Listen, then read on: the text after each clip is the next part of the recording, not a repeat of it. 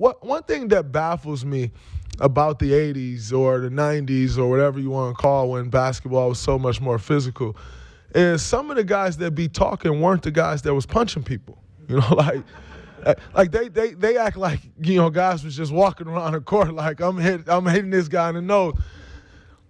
There were a few guys back then that would lay you out, that would knock you out, that would foul you and get thrown out the game. Bill Laimbeer, Rick Mahorn.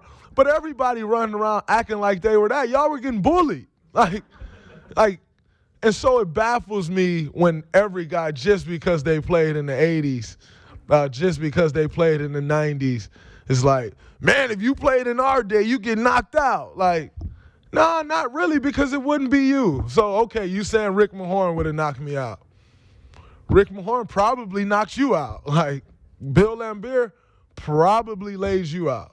So were there enforcers of that time? Of course. Would they have knocked you out? Of course. Their fine was also $2.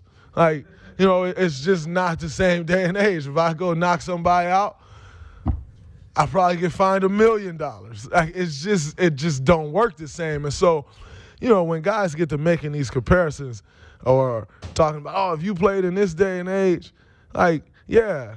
And if you played in this day and age, you would have had to be way more skilled than you were. And it's just different, like comparing the physicality to the game and everybody acting like they were just the most physical and brutal enforcers.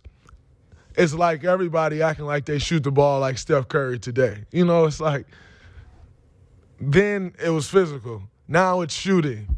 Everybody can't shoot the ball. Imagine me in 20 years like, man, if you played in my day, you had to shoot. Guys did shoot better and more. But that don't mean you shot that well. And so it just baffles me when guys get out here talking and they ain't got, we got YouTube and you can pull up them highlights and they ain't got no YouTube fights. Like, you see them on the court